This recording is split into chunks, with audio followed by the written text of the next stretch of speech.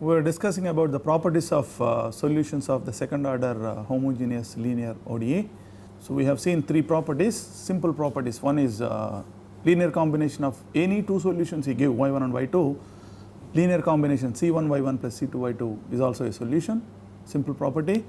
The second one is if you are given two solutions y1 and y2, when can you say that they are linearly independent? So, they are linearly independent if and only if Wronskian is non-zero. You define a quantity called Wronskian of these two functions, which is a function of x, which should be non-zero for every point of x. And third property is the Abel's formula that tells you that if the Wronskian is 0 at one point, implies Wronskian is 0 everywhere. Same is the case if Wronskian is non-zero at one point, Wronskian is non-zero at every point, implies the y1, y2, the functions y1 and y2 solutions are linearly dependent or independent according to your Wronskian at one point is 0 or non-zero. Okay. So, we have also seen, we have also deduced second solution from the Abel's formula if you a priori know one solution y1. If you are given one solution y1, you can always find the second solution y2, okay, as y1 into some integral from x0 to x into some exponential function divided by y1 square. Okay. So, since y1 is you are given a y1 non-zero solution, should one linearly independent function solution. So, the second one y2 is also linearly independent because y2 by y1 is it's not constant. Okay. That is what we have seen. Before I give you an example, I will just briefly discuss what we do next. So, we have some more properties. So, we have one more property of these solutions. What you know is if you are given one solution, so far you do not know how to find solutions. Okay. If I give you one solution, you can find the other solution. So, now the natural question is how many solutions a linear second order homogeneous equation will have. Okay. This will always have linear second order homogeneous equation will always have only two linearly independent solutions. First of all, you have to show that, you have to prove that it has only two solutions, it has two solutions y1 and y2, two linearly independent solutions, and there is no other solution. Any solution I can write in terms of this y1 and y2. That means you have only two linearly independent solutions. Okay? Only is, I am stressing, only two linearly independent solutions for the second order linear ODE. Same is the case for higher order equations. Higher order nth order equation will have n linearly independent solutions, okay? Only n linearly independent solutions, okay?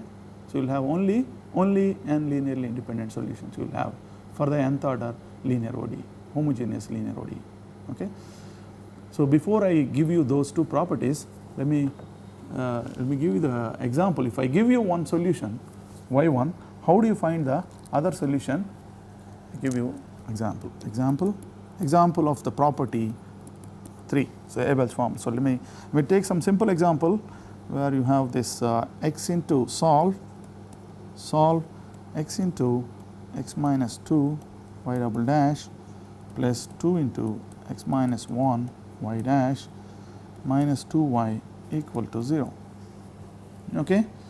So, you see this is your a naught of x. A naught of x, what is your domain? So, domain is x belongs to R, because x cannot be equal to 0 and x cannot be equal to 2. So, 0 and 2 are, this is 0 and this is 2 are singular points. These are the points at which your differential equation is not defined. So, x should not be equal to 0 and 2. So, your domain can be this or this or this. Okay. So, when you say x is not equal to 0 and 2, that is what is the case. Okay. So, let us take any of those domains, this either this or 2 or 3, any one of these. So, you should be given this differential equation at either one of these domains, 3 domains. Okay.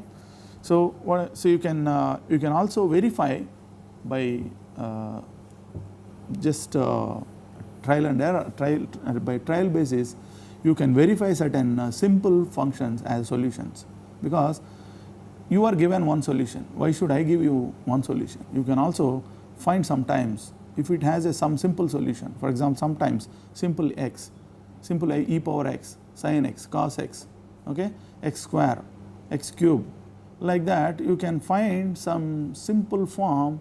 If it is a solution, you can simply verify that it is a solution. So that means you know one solution, okay. I do not have to give you one solution. So you can also verify by by common sense. You can see some simple functions as a solution. If it satisfies the equation, that means you know one solution, okay. So in this case I give you y1x. Maybe this is the difficult, it may not be difficult, but you can verify that 1 minus x, if you put it here, okay, let y1x is this. What is y1 dash of x, which is minus 1? What is y2 dash double dash of x? That is 0. So if you put it here, this is 0, y1x is, now if you substitute these 3 into the equation, 2 into x minus 1 into minus 1 minus 2 into y is 1 minus x. It is going to be, this is actually 0, right. So this is going to be 0, this is actually 0. So that means it is verified. So this is the solution. So this is one solution, okay.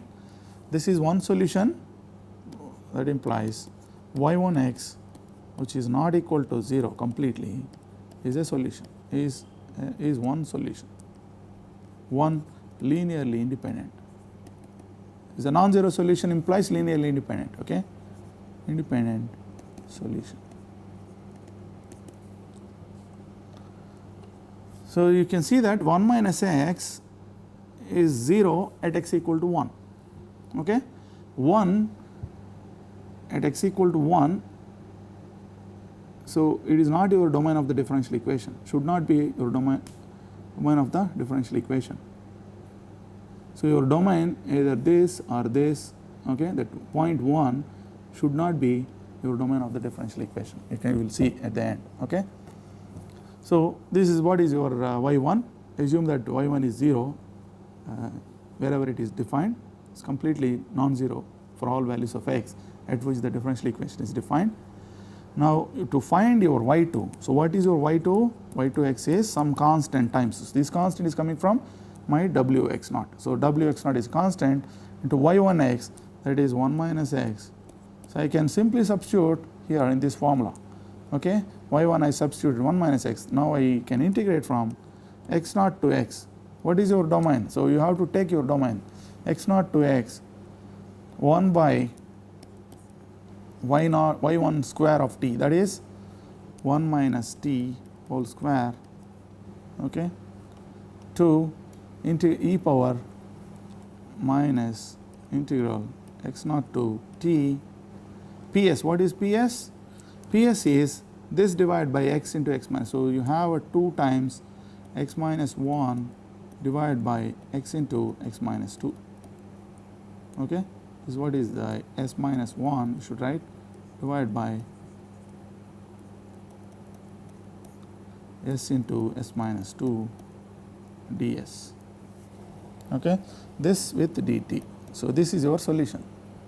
So in order to make sense this integral, t should not be equal to 0, equal to 1, okay.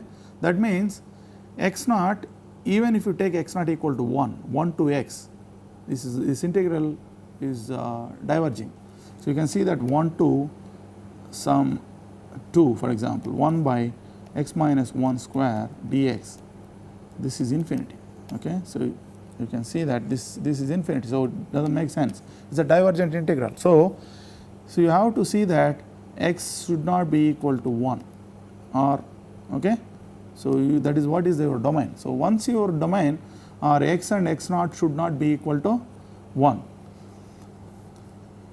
So that is how x is, you should not take the domain as either between, so this point 1 also you should avoid. So your domain is either 1, 2, okay, or 3 is this, 3 or 4. So you can take any one of these 4 domains, okay, as your differential equation. Your solution is your y1x, that is defined in that domain, which is non-zero everywhere, so that you can find your second solution like this, okay. So it is just what is left is simply integrating this, finding this exponential function, this integral, and then you divide with 1 by t square. X naught is not equal to 1. So if you are in this domain between 0 to 1, you can take it as half to x naught as half.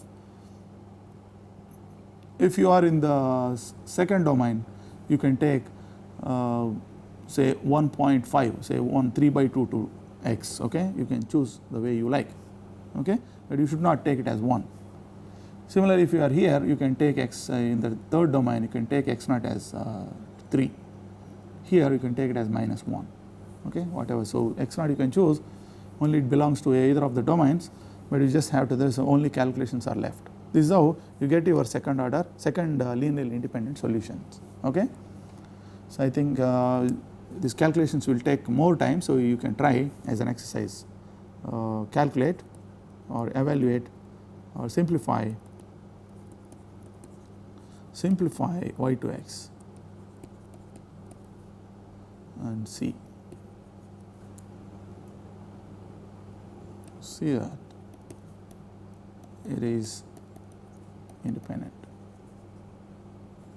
and see that it is also a solution. That means you just verify, okay, as an exercise you take it. So we can do some simpler problems later, okay. This is how you can find, if you are given one solution, you can find the other solution, or you simply by common sense, by verifying that one solution you can guess and verify it, so that you know one solution and implies you can find the other solution. And that then these two solutions, first solution when you guess, it should be, because y is 0 is always a solution, I do not want 0, okay. For this 0 is always satisfying, y1 equal to 0 is always one solution. So if you should know one non-zero solution, so linearly independent solution, one linearly independent solution, so that you can find other linearly independent solution from this formula, Abel's formula, okay. That is how we derived. So this is exactly the formula you have. So y2 is this final y2, okay. From this I directly wrote, okay. This is how you can calculate. So there is another way of doing it, that you can also do that, okay. So we will do that later on, okay. So while doing problems we can do that. So now we will move on to the properties. What is the other properties? So we are left with the second order linear ODE will have only, I am stressing this, only two solutions, two linearly independent solutions, okay. So how do I show this? First of all, I show that it has two linearly independent solutions, okay. So how do I show this? So what I do is I take the second order equation first of all. So y double dash equation is px y dash plus qx y equal to 0. So this is your second order homogeneous ODE. This should be homogeneous ODE. We will have only two linearly independent solutions. So how do I find first solutions? So I am not actually calculating the solutions, I will say that it has a solution. I guarantee that there is a solution, okay. So how do I say that? I fix my initial values. Y at x naught, say initial value at x naught equal to y naught, y dash at x naught equal to y1. So y naught and y1 are constants you are given. So this we have seen, we can easily put it as a equivalent system as y and y dash ddx equal to some matrix A, the matrix A involving only P and Q, okay, into x is y and y dash. So what is your vector is this is your vector x is this. So at x naught, actually your y at x naught, that is y naught, and y dash at x naught, that is y1. So this is what is given. So if this is given, this is the first order linear ODE for the vector x, that is y1, okay. So this is equivalent. This is a first order system of equations, okay. This is the second order equation. Second order equation I can put it as a first order equation for the vector 2 by 1 vector y and y dash, okay, with this initial value. So you can see that what I do is I choose my y naught equal to 1 first. Okay, first step is I choose my y naught equal to 1, y1 equal to 0. Okay, then by the uniqueness theorem, by the theorem without proof I have given, existence and uniqueness theorem. Okay, this equation, this initial value problem, or this is also initial value problem. This is a vector valued initial value problem. This is scalar valued initial value problem. Initial value problem for the scalar function yx. This is the initial value problem for the scalar function, for the vector function, vector valued function x. Okay, for the vector valued function x of x. Okay, because y is a function of x, this vector should be x of x. So from the theorem, you know that you have a solution. This has a unique solution. IVP has unique solution. Either of this, either you choose this or this one. Okay, it has a unique solution. That is 1. So call this, say, y1x. This is a function. Okay, this is your first solution. And whose value at x naught is initial value is y naught. Okay, y naught is 1, which is non-zero. Okay, right? That means if it is 0, if it is non-zero at one point, you have a solution. That means it should be linear. It is non-zero function. As a function, it is non-zero. At one point, it is non-zero means you know certain function is a solution, and you know that it is non-zero at one point. That means that function is non-zero function, which is a solution. So you have you know that y1 at x naught, y1 is the solution of this IVP. So y1 at x naught is y naught. Y naught you have chosen as 1. That means it is non-zero. Okay, y1x is non-zero. So you have a non-zero solution, which is non-zero. Okay, so I can clearly say that this is not completely 0. This is non-zero solution. Now the second step is you choose y naught equal to 0, y1 equal to 1. Then again by the same theorem, by the existence uniqueness theorem, initial value problem, this linear initial value problem has unique solution. Say y2x, which is also not completely 0, because what is the reason?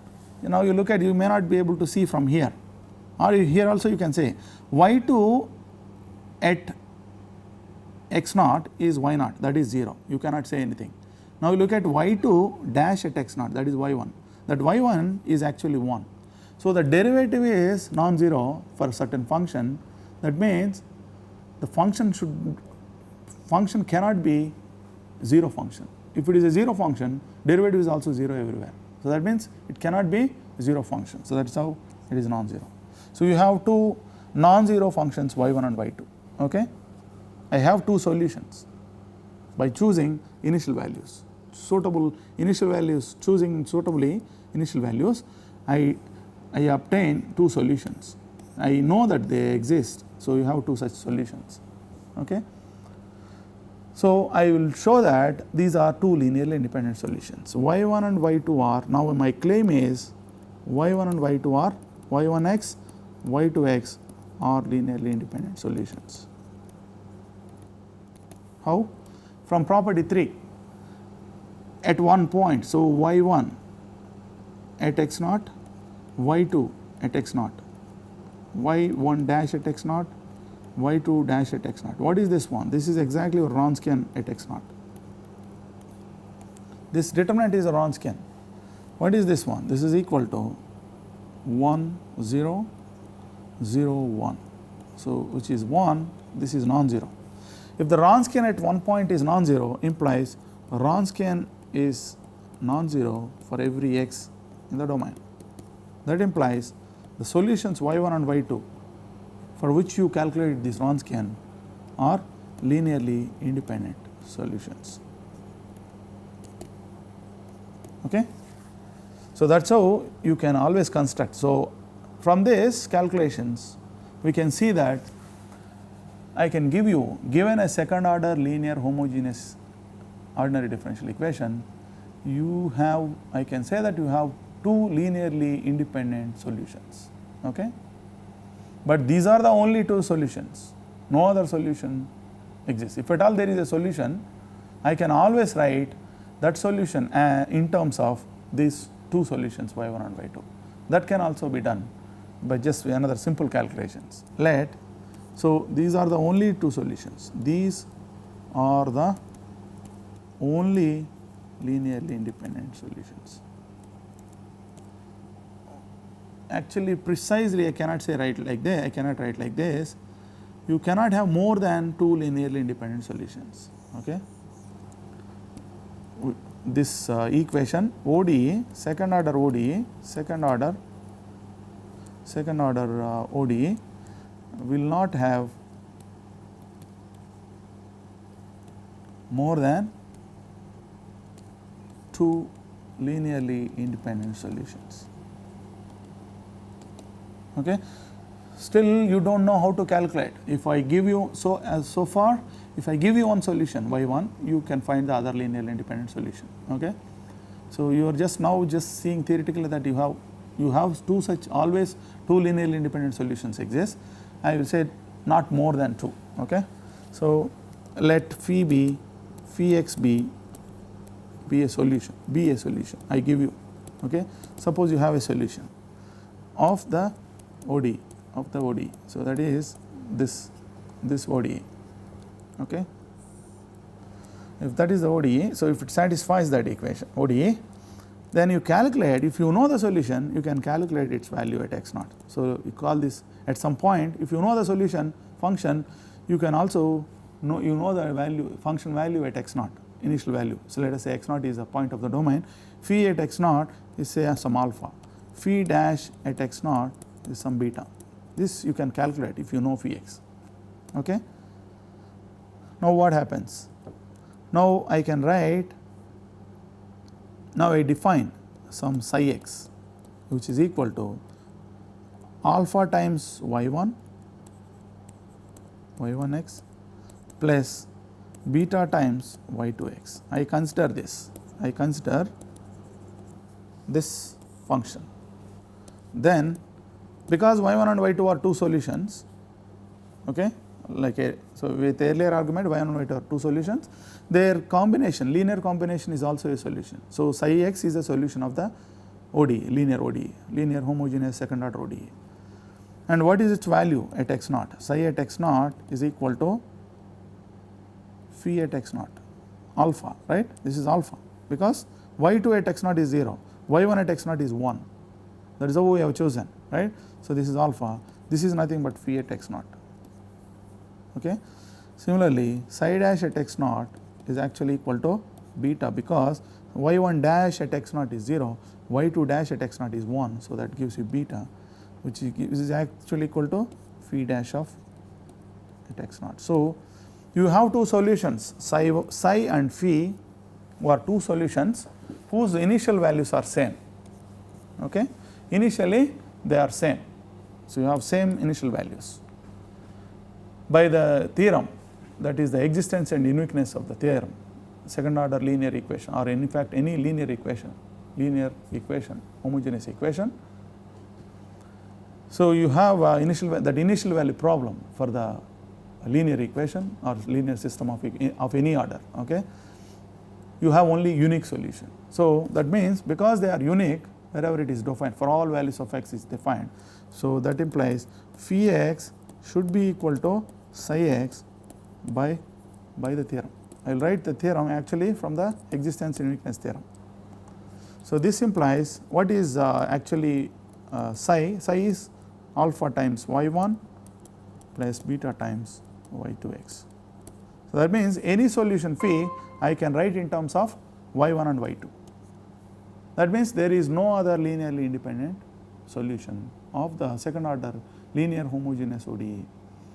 If at all there is one solution, that is actually combination of this y1 and y2. That means these are the only, y1 and y2 are the only two linearly independent solutions. Not more than two linearly independent solutions you do not have. Okay? That is what it says. So these are the properties of second order homogeneous linear ODE. Okay? So having known this, so now you know that if you are having a second order linear ODE, you have only two linearly independent solutions. If I give you one solution, you can find other linearly independent solution. Okay. So in the next class, we will choose different problems for which, starting with constant coefficients. Constant coefficients we take, and then we will try to find the solutions. Okay. We will try to find the solutions. If there are two linearly independent, once you find two linearly independent solutions, because you know that there are the only two linearly independent solutions you will have, you simply take a linear combination of those two solutions that will give you the general solution.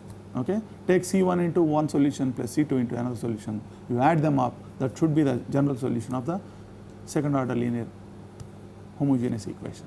Okay. So, we will see later.